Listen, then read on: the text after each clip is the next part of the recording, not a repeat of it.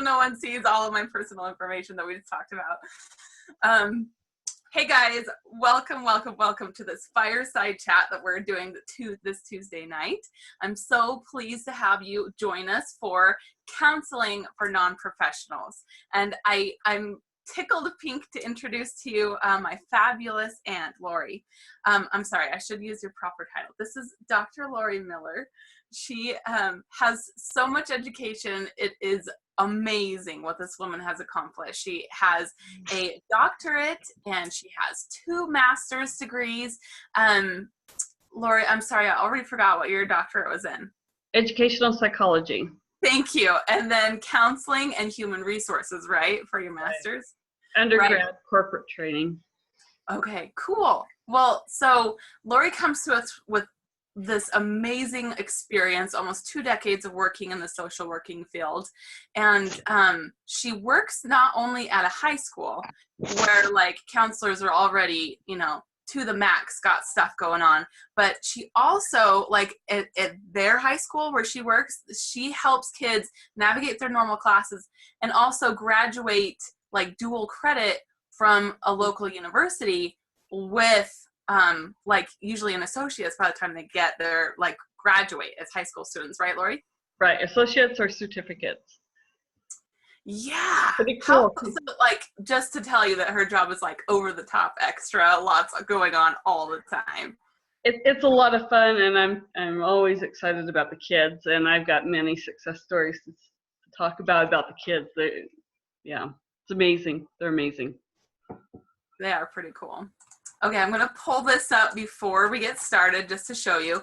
This fireside chat and all of them fit into a framework that I believe is foundations for how you be healthy.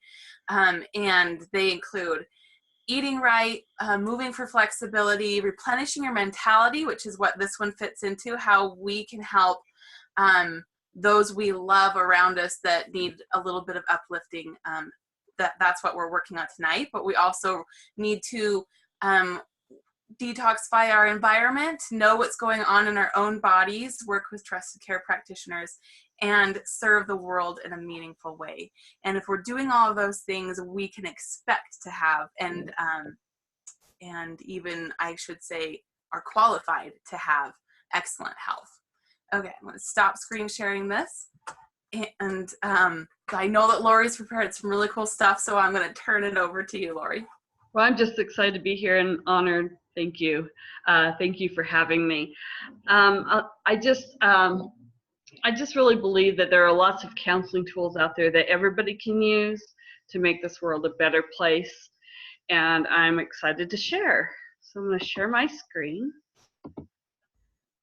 And I've prepared a PowerPoint. A lot of these PowerPoint slides are from the actual class I teach on counseling. So I typically teach for 3 colleges and universities, and one of them is a grad school for counseling. And so some of this is just the really basic stuff, but it's a lot of fun. And so I believe that we can all make this world a better place, one person at a time. And I truly believe that it's a ripple effect. So helping one person ripples. And if we all could become better listeners, and I think that that's the key, is listening. And so tonight, what we're going to talk about are the basic skills to use in our daily interactions. So we can implement the basic skills that counselors use to make our world a better place. This presentation is intended to help others be aware of listening and attending skills. It is not counselor training and does not give a license to counsel. So basically for the helping professional, there are 9 factors, 6 working alliances, and 3 others that we'll cover tonight. I've broken it into 2 different presentations. One's the helping, the effective helper, and the others are effective listening skills and techniques. So. Awesome. Of these, the most important one, this is my hero, Carl Rogers. I love him. So he does person-centered therapy, and he was nominated for a Nobel Peace Prize. He's just a key for counseling. And so Carl Rogers really brought to us the key term empathy. And so I just want to read his definition.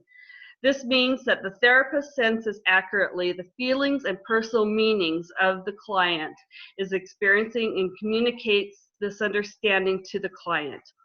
When functioning best, the therapist is so much inside the private world of the other that he or she cannot clarify or can clarify not only the meanings of which the client is aware, but even those just below the level of awareness. This kind of sensitive, active listening is exceedingly rare in our lives. We think we listen, but we rarely do listen with real understanding, true empathy. Yet listening of this is very special kind, is one of the most potent forces for change that I know. And I'm sorry I didn't read that fluently, but what Carl Rogers is saying is that if we can just for 1 minute put ourselves in the person's shoes and understand, we can really make a difference. Because when people want to talk, they really want to be heard. They really want to understand. So this is a personal characteristic to embrace in everyday life, and it's a skill that we learn. I don't know about you, but sometimes when I'm listening to somebody, I'm thinking about the next thing I'm going to say. And Carl Rogers really believes that we should just be so into the other person and putting ourselves in their shoes that we forget to do that. And so listening is very healing. And a lot of times people don't want the advice. They want to be heard. There's a difference between empathy and sympathy. Does anybody know what that is? Empathy or sympathy? Isn't like sympathy where you identify with someone's emotions, but the other one is where you actually can feel and like, you know, you explained that better than I just did. Oh yes, sympathy is actually feeling sorry for a person. And you just feel sorry. And it just doesn't have the personal effect that empathy does about trying to understand that feeling. So good, Rebecca. So the next one is acceptance. We call this positive regard. Well, Carl Rogers called this positive regard, and I like to call it positive regard because as I say the name positive regard, what do you hear? Positive regard.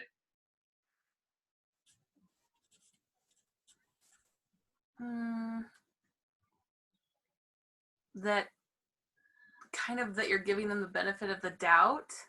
Is that along the same lines? So it's total positive attention, positive awareness, and it's a beautiful thing, a total acceptance of a person as they're talking. So this is an attitude, regardless of what a person says, he or she will be respected. It means that you put your values and your biases aside to totally accept what they have to say. And when they tell you their deepest, darkest secret or something, it's taken with kind of a love and a total acceptance. You suspend all judgment and you don't impose your values. In some manner, almost all helping approaches stress acceptance of clients and clients' acceptance of themselves. And so in listening to a person and accepting, we are actually helping others accept themselves, which is a beautiful thing because truly, how many people really accept themselves? Probably nobody, almost nobody. It's hard, isn't it? Mm-hmm. And then the next characteristic is genuineness. And so this refers to the willing of a helper to be authentic, open, honest within a helping relationship. Research on genuineness shows that is important in client outcomes. So if you feel like that your counselor or the person listening to you is not really authentic in it, it really takes away from the effectiveness. And so just being yourself, being genuine. And this is related to emotional intelligence. If you're into emotional intelligence, it's the ability to monitor one's own emotions to help others monitor their own. And so genuineness. So we've covered empathy, acceptance, and genuineness. And then the next one is embracing a wellness perspective. Now this goes to you, Rebecca, because that's what you're doing with your fireside chat. You're embracing a wellness perspective. So helpers can easily become stressed out, burned out. We call it compassion fatigue in counseling and experiencing vicarious trauma. So as a person's telling you their trauma and you're trying to empathize and be with them, it's really easy to have vicarious trauma, which means that you take on the trauma yourself. All of the above can lead to counter-transference. What counter-transference means is that we all have our own issues within ourselves, but it's important not to put those issues onto another person when we're actively listening. And so Myers and Sweeney suggest attending to is creating your creative self, your coping self, your social self, your essential self, and your physical self. So your mind, body, and spirit, you're taking care of them so that you can take care of others. When I had my first child, I took her on an airplane, and the stewardess came to me and said, now if the masks fall down, it's important that you put it on yourself before you put one on the baby. And that sounded so terrible, but it's so true, because we have to take care of ourselves before we can take care of another. And so right, if we get out before we get our own on, we're not going to be any help at all. Exactly. And so taking good care of ourselves, and this can consist of, and we totally recommend in counseling, right, that each person get their own personal counseling. This really helps to help the helper and to really have somebody else listen to you so that you can listen to other people. Another thing that I really love is forgiveness of others and forgiveness of self, and both of which is really hard. You know, we learn about this in the Bible, right? So forgiveness, forgive our trespassers as we forgive those who trespass against us. So, and then we have to forgive ourselves. And that's really powerful. And so it's something that we should work on daily, because it's not easy, but I think it's a must for our own mental health. Another characteristic is cultural competence. So we all come from different cultures, every single one of us. Rebecca, you're my niece, and yet we come from different cultures, and I'm going to prove that. So people from non-dominant groups are sometimes distrustful of others, and it's sometimes within their culture that they're told not to trust people, not to burden people with their problems. But what happens with that philosophy is that when you take on so much and you don't release it, it stays within your body somewhere. And so it's really important for yourself to release it and help others release it, because it can actually cause illness. And if you're susceptible to that, it could be deadly. So stress that you internalize and keep inside yourself is very dangerous. And so people from other cultures are misunderstood, they're misdiagnosed, and they find counseling unhelpful. I don't know how many times I've heard, I've tried counseling, it was terrible, I didn't like it, wasn't helpful. And what I have to say about that is that finding a counselor is like going to a shoe store. You're going to probably need to try on several different pairs of shoes before you find the right person. And remember that every person, you're not going to connect, and you can't help every person, because we all have different personalities, and different people are drawn to different people. Right. And since cultures influence all relationships, we really need to be mindful of different cultures. And I'm going to kind of go through different cultures too. Here in the great state of New Mexico, we have so many different cultures. I like to take people just down to the plaza so they can just see the different cultures. But respectful is a good acronym to remember different types of cultures. So we have religious and spirituality identity. And so understanding and being respectful of other people's religious and their own spirituality. Economical background, so the social economic class means a lot in counseling, and it's a huge ethical thing to look at. Sexual identity, whether they're straight, bisexual, transgender, accepting that when you're talking to a person. Psychological development, how you come to be who you are. Of course, your ethnic and race. Chronological disposition, this means age. So as we age, we have different needs. And as we look at young people, they have different needs as well. Different traumas that people go through. And I don't know a person that hasn't gone through just a little bit of trauma. And remember that a crisis to you may not be a crisis to another person, and a crisis to them may not seem like a big deal to you, but remember it's a big deal to them that they're trying to work through. Your family history is also a culture. Your unique physical characteristics. I work with a guy that's 6'8". I don't know how many times he gets asked a day how tall he is. And your personal characteristics is also a culture.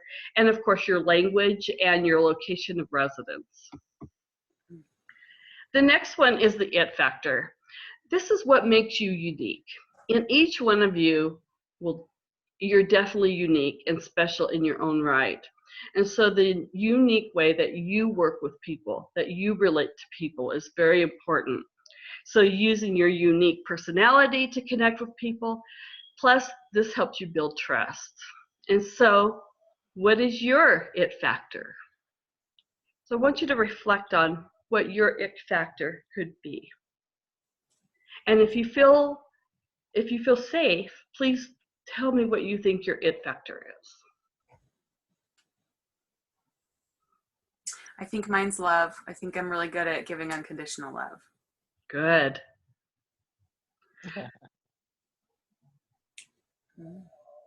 Anybody else want to share?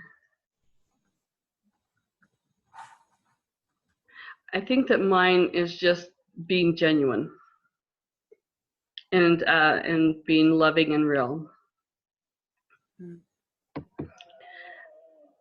So the next one is cognitive complexity. So this is your, this means that you're a critical thinker, that you're a helper who views the world from many multiple perspectives. And so the more empathic or open and self-aware. And so being this will set you up to be a better helper, a better listener.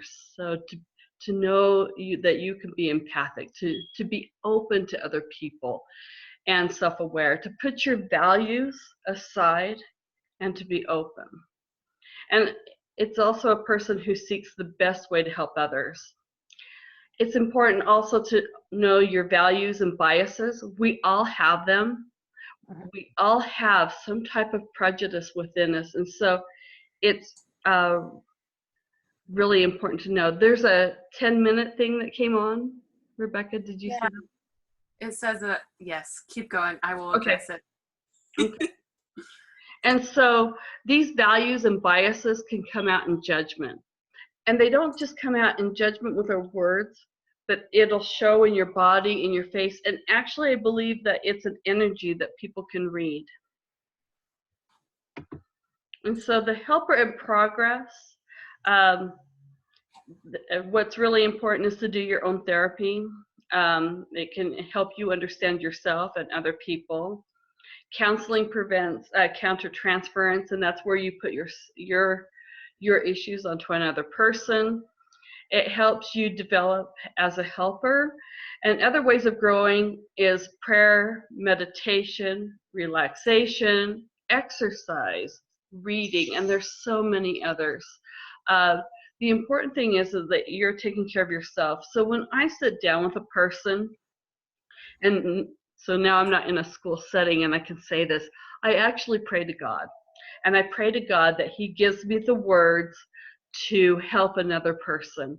And so sometimes my assistant can hear different things I say, and she's like, wow, I can't believe that you said that. That was really inspirational. And what I tell her is, it's not me, it's totally God.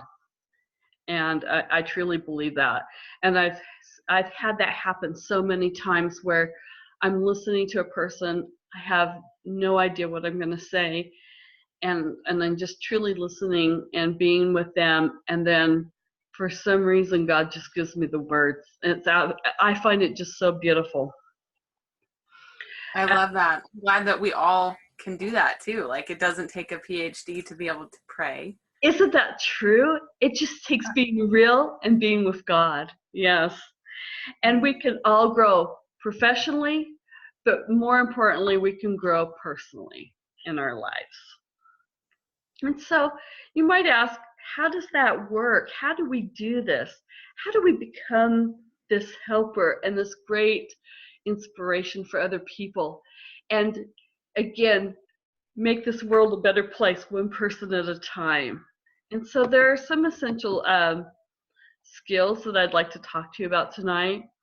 And these are called micro skills for counseling. And so the things that we're going to talk about tonight is your verbal and behavioral response that facilitate the helping process.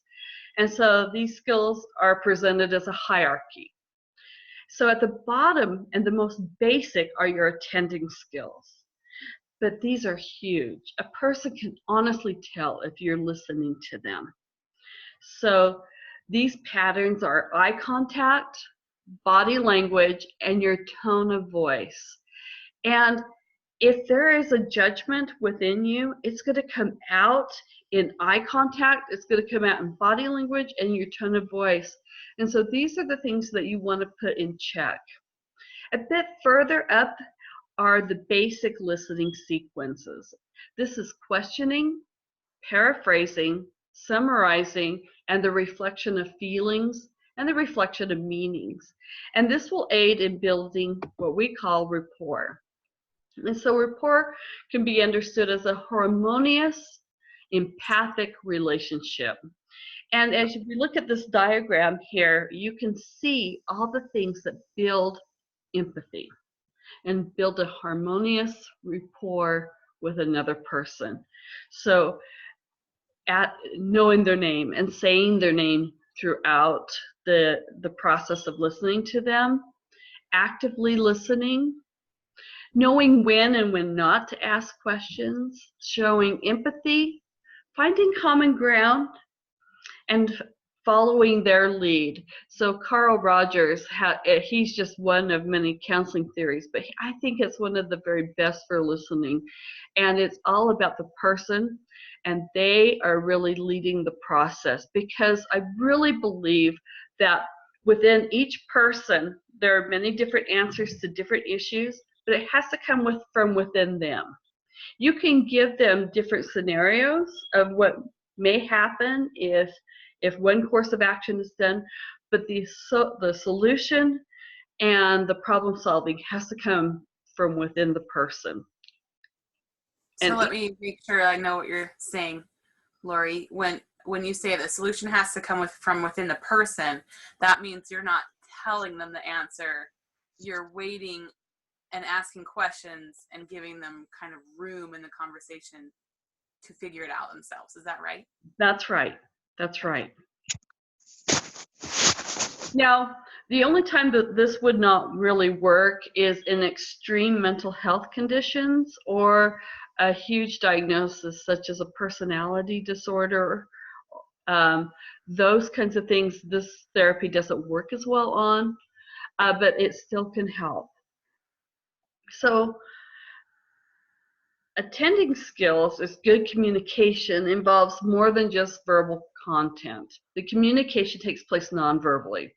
So counseling clients rank non-verbal gestures, presentation, body language as the most important alliance in building rapport and building that relationship. And so, it should be no shocker to us because the animal kingdom does it. If you ever watch your animals, they do a lot of nonverbal communication. And I think that we're set up to really be in tune to that. Nonverbal attending behaviors communicate a helper's interest and warmth and understanding. This includes, of course, eye contact, body language, and, of course, verbal tone. So eye contact. Maintaining good eye contact conveys interest, it conveys confidence in yourself, and it shows your involvement in a client's story. Now, there's a difference between eye contact and staring. So it needs to be natural. There needs to be natural breaks. And so it is essential to be sensitive to other cultures. A lot of cultures, eye contact is an expression of, it can express disrespect. And so you need to be very careful in your eye contact to make sure that it's culturally safe. But in our society, in our Western society, eye contact is very important in not just counseling, but in your interview skills as well. Body position is really important, and I really want to talk to you about when you're sitting with a person, it's extremely important that you convey interest in the other person. And so it's important to face the other person when you're listening and adopt an open and relaxed, attentive body posture. Don't cross your arms and your legs, and don't sit behind a barrier or a desk. Sit with a person and with the person within listening and within their issues. Slightly lean forward, and that shows interest, but not too much forward. And it's really important that when somebody comes in and you're listening, that they decide the distance between you and them. You also need to keep cognitive of your own personal space. So it's important that you feel comfortable, but always let the person that you're going to listen to decide how far or how close to sit within their comforts. And in this diagram, you can kind of see the difference. So this person's crossed their legs, they crossed their arms, they don't look very attentive, they look very scared, whereas the other person has an open body and uses hand gestures. The tone of your voice, so emotions are frequently conveyed in our tone. And so you can actually run around with your eyes closed and feel and hear the emotions of people. And so this includes your pitch, your pacing, and the volume of your voice. And they all have an effect on how people will respond to you. So your voice can do much to create a soothing, relaxing, regulating atmosphere for the client. And so you learn when you sit and listen to a person, and you should practice this too. Practice this with a good friend, of listening to a person, attending to a person, because everybody wants to be listened to. And so counselors in training, I ask them to practice their listening skills weekly with another person. And one important thing is that you can actually draw attention to a word by emphasizing that word or a phrase. And this helps convey a sense of empathetic listening. And you can draw attention to a point that you're trying to make without actually making that point.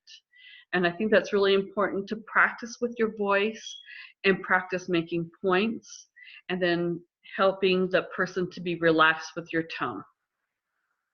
I like that you suggest that we practice, because I think that the first time I realized I was a sucky listener, it took like major shifting in my communication style in order to become the kind of listener that I wanted to be, and develop relationships where I felt, that people could trust me instead of, me being the main person. So it took a lot of shifting.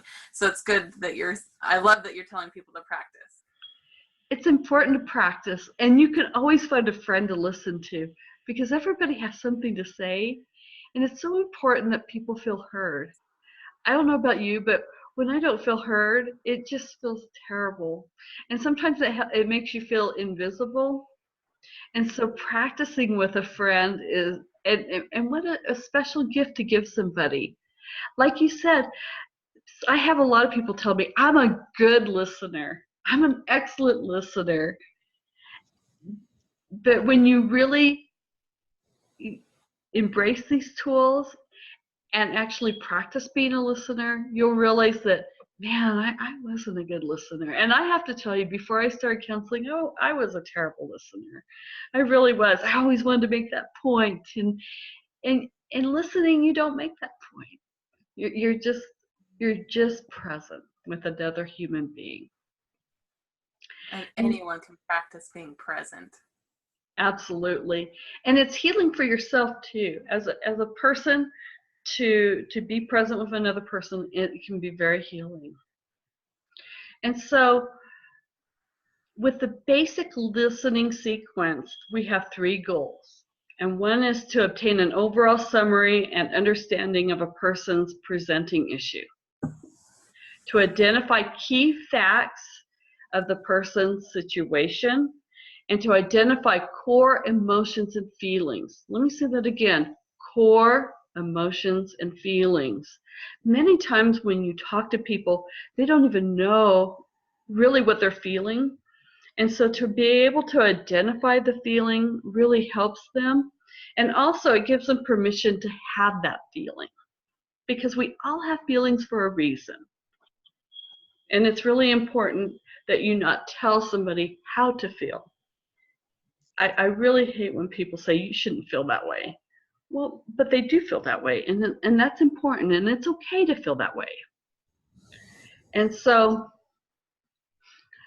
we're going to talk about the skills that are involved in the basic listening, and they are open and closed questions, paraphrasing, reflection of feelings, reflection of meaning, and summarizing. So if you were to go through a counseling program, you would definitely be practicing these, but you don't have to go through a counseling program to practice these. These are basic skills that can help you help others. And one big key is questioning. And we use questioning with caution. So it's a primary skill to gather information and specific information. And it helps us accurately assess the situation and an issue that a person may be having.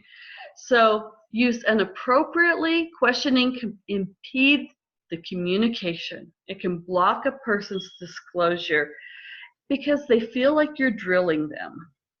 And there are ways that you can talk and to get people to talk without asking questions. And so the first counseling program I went through, you weren't allowed to ask a question, and it was totally Carl Rogerian, where and I do this so much in my just talking to people.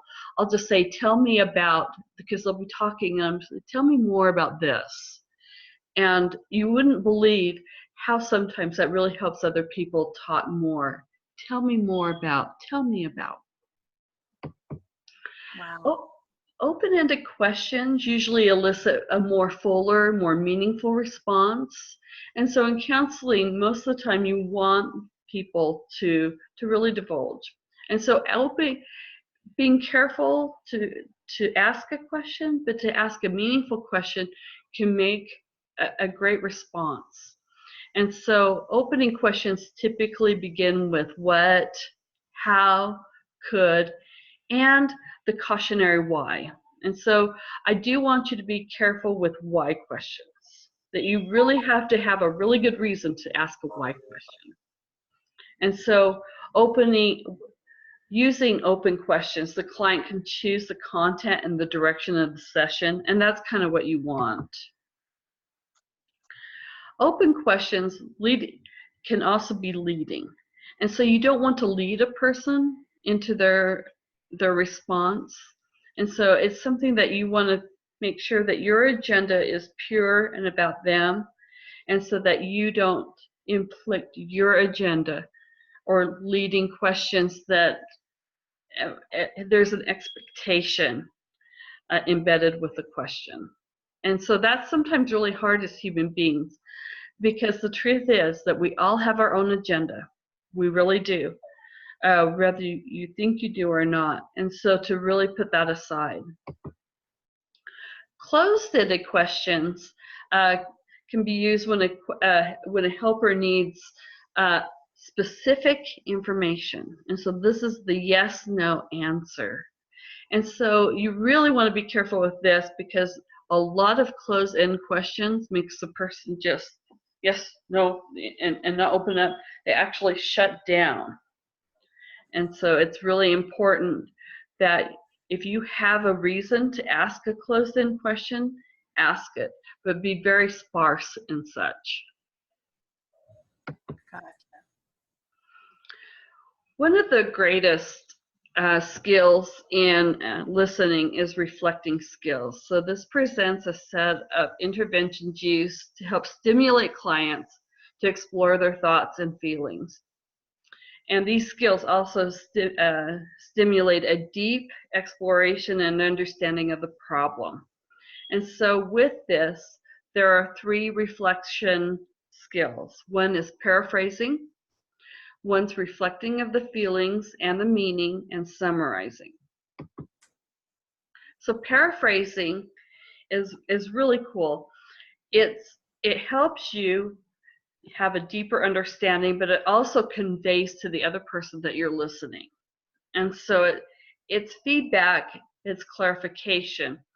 It's not parroting. So you're not repeating word for word what the person said. Rather, it's a mirroring back to the person in a non-judgmental way. So accurately understanding of the communication, implied meaning of that communication, and it's conveyed interest and accurate understanding. And so in your words, you say what you believe that you heard. And typically a person, when presented with a paraphrase of what they said, they will either agree, oh, that's yes, or they will say, oh no, that's not what I meant at all. This is what I meant. But it really that could probably be really helpful for understanding, for them to understand that they're not communicating very well too. Mm-hmm. Exactly. And also, Rebecca, it really helps people, I have meaning in that. Oh, I didn't see that meaning within, and after you paraphrase that in such a way, it's like, yeah, that has meaning for me. Good. Gotcha. So reflecting feelings can help a person become aware of their own emotions, promote the development of accurate empathy, and help to create a safe environment. It recognizes and puts into words those feeling states observed in the client. And so now we're going into the reflection of meanings. And for a new counselor, I like them to get these little cards. Like I have this whole deck of cards, and it has little faces and just identifying feelings. That really helps you, when you're sitting in front of somebody, identify the feeling. And this is really important, especially if people don't understand their feelings. So aid in identifying a person's feelings, you pay attention to the effect of a person, the component of a client's communication. You pay attention to a person's behavior, their posture, their tone of voice, and their facial expression. You will actually, if you're listening for it, you can hear a person's voice crack, you can see their eyes, especially here. And I love this picture because it shows the eyebrows. The eyebrows really talk And so paying attention to that really can help you identify a person's feeling. And while you're talking to a person, just silently to yourself identify the feeling that you think that you see. Now, if you get the feeling wrong, like that, you sound like you're frustrated because of this, and they might say, "That's not true. I'm downright angry about that." So they'll correct you in their feelings. And so presenting those feelings really helps, and it helps bring it out, and it helps being okay with those feelings. Even if they're angry feelings, those are okay. So when using feelings to your client, use an appropriate introductory phrase. This sounds like you feel this, or it seems like you must feel this, or it sounds to be. And so those kinds of things kind of just kind of soothe into those feelings. So moving into those feeling statements. And you add context or paraphrase to anchor or broaden the reflection. So you pay attention to the tense, the present tense reflection, and also the past tense. In the past, they felt this way. In the present, they felt this way. And reflect when they show mixed emotions, like, I'm really excited about this, I'm really scared, I'm fearful. You can present, wow, here's fear yet excitement. So you can kind of talk to them about those mixtures. And it helps you really check out that accuracy of, am I hearing this right? Am I recognizing the right feeling? Again, they will typically tell you if you're right or if you're wrong. And sometimes it's like an aha moment to them, and they'll sit back like, yeah, that is the way I feel. I also, at this point in time, want to talk to you about silence, because silence could be deadly, but yet it's a powerful tool. And so it's not a ping pong match, and a lot of times people need a second or two to reflect. And so a 30-second silence is so uncomfortable sometimes, but so powerful in the listening relations. It's really important that we reflect meaning. So we capture the essence of how a person makes meaning about his or her life. And remember that people reflect meaning in different ways. And so to be open about that is powerful. And so this helps people go deeper into their stories and how the meaning shaped their views about themselves. You can kind of see how this story really shaped their life. It really shaped their meaning. And it can be so this is probably one of the most difficult to master, is finding their meaning in their story. And so key words are not your values, not your beliefs, but their values, their beliefs, their importance, and their meaning. And so you use the formula, you feel this way because of this. So it's a meaning. And they're like, yes, or no, no, no, no. And then you can further define, oh, well, then it's this.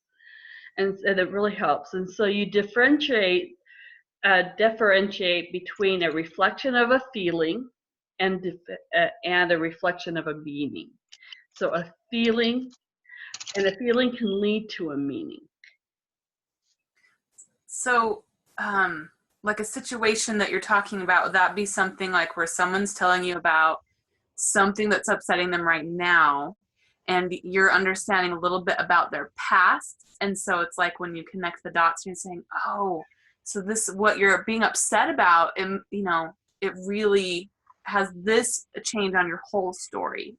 It's like seeing how the one piece affects the whole story. Is that what this feeling is talking about? Mm-hmm. Because you can identify the feelings, but the meaning behind how those feelings came about, why those feelings came about.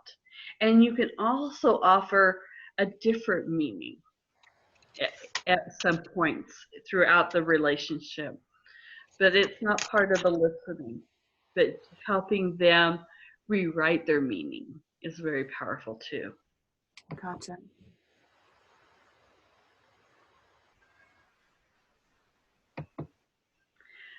The last skill is to summarize, and summarization can be really great. You can pick up where you left off the last time. You can actually summarize the end. But a helper can begin to put together key themes and feelings and issues.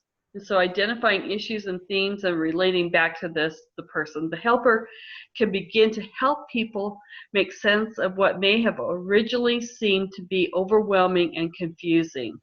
So by summarizing, it can really take off some of the intensity by summarizing and to create narrative. So brief summaries are often used to refocus if they've gone off on some crazy tangent, and that's okay because it's their time. But it can also refocus them and introduce some structure to the conversation. So a summary may be appropriate when a person is rambling, confused, lengthy, when a person presents a number of unrelated issues because they're so overwhelmed, they present this issue and that issue, and it helps you kind of keep structure, and it provides direction. And it helps move away from the phase of the conversation to the next. So you can move to the next conversation, end the conversation, and to provide an opening to conversation by summarizing the prior conversation. Those are just some of the skills that can help you be a better listener and a better helper. And they are skills that are, believe it or not, as simple as it sounds, it takes practice to become a very good listener, to become a good helper. And a lot of times people will tell me, I want to be a counselor because I'm just good at it. And I really don't need the training because I'm just really good at it. And oh boy. And I've heard it 1,000 times, especially from one person, but it's not true. It takes practice.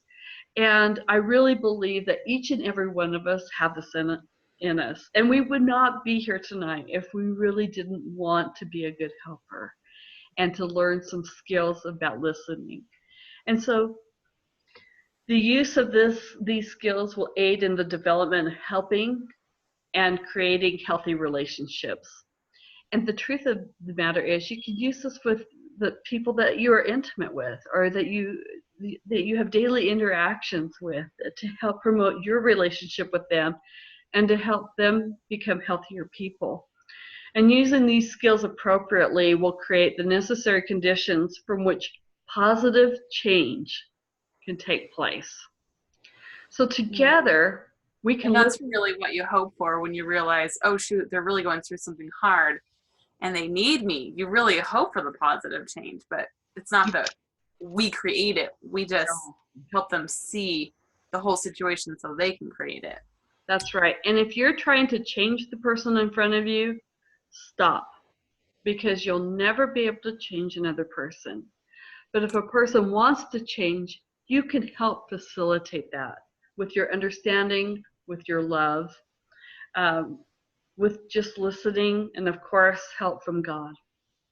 So together, we can listen to one another to make this world a better place. And I truly believe that if we all listen to each other just a little bit more, we can create a better world, one person at a time.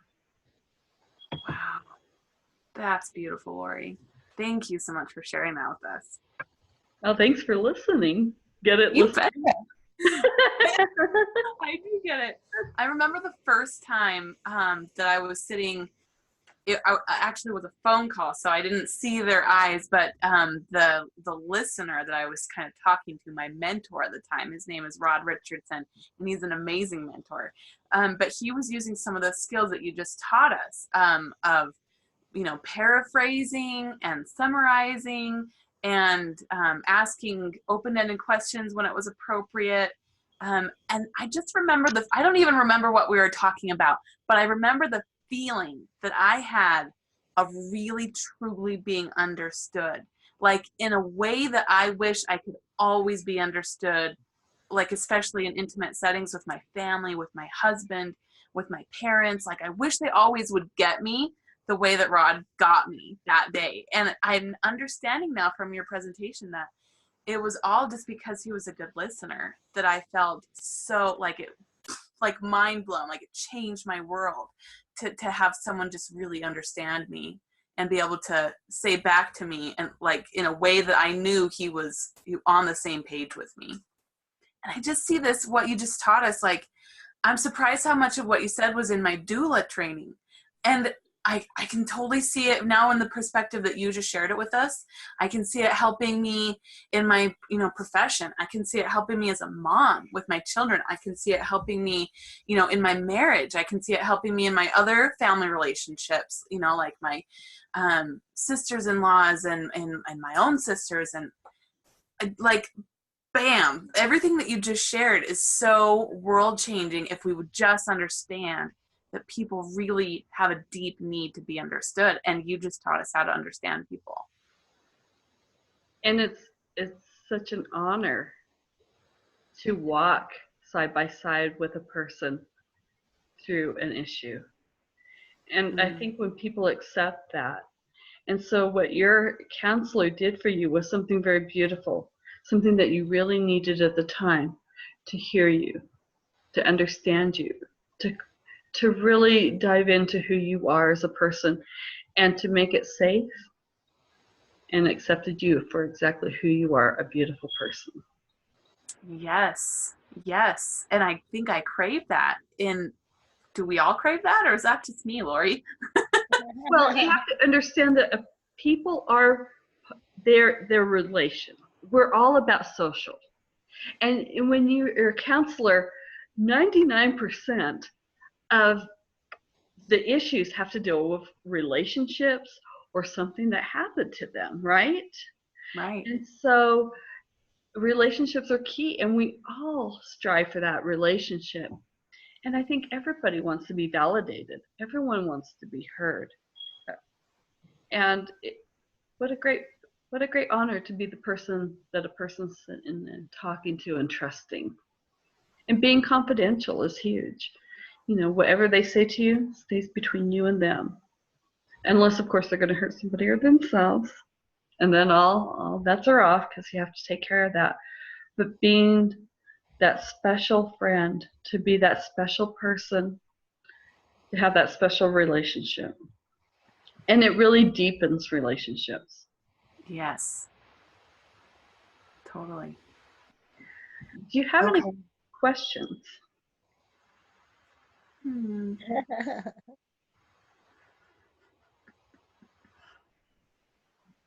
I don't have any questions. I'm just really excited to try this in more relationships and see how quickly I can deepen some of my close relationships. Good. And that's what it's about. Yeah. Thanks so much, you guys. Yeah. Thanks for hopping on, Reen. Well, I really appreciate everyone taking the time to be here on this call. If you see this call or see this recording at a later time, it's meant for you at this point in your life to understand how to be a better listener. And so I'm so grateful for you being here. I'm so grateful, Lori, for your time, and that the Lord has led us all to hear this information at this moment in our lives. I appreciate your preparedness and your expertise, and thanks for coming. Well, I actually stole these from presentations that I do, so it wasn't. But I think being a child of God and being led of God, and That's just so natural. Think about this world. We can create a better world. We can, just one person at a time. Think if everybody just tried this just a couple times. Yeah, I'm excited to try it. I didn't know what this night was about. So for some reason, I'm supposed to listen to this. I You guess so. are. And somebody's waiting for you to listen to them. Yeah. I don't think I've been a good enough listener. I have a tendency to talk a lot. Well, now's your chance. Yeah. Hmm. And practice makes perfect.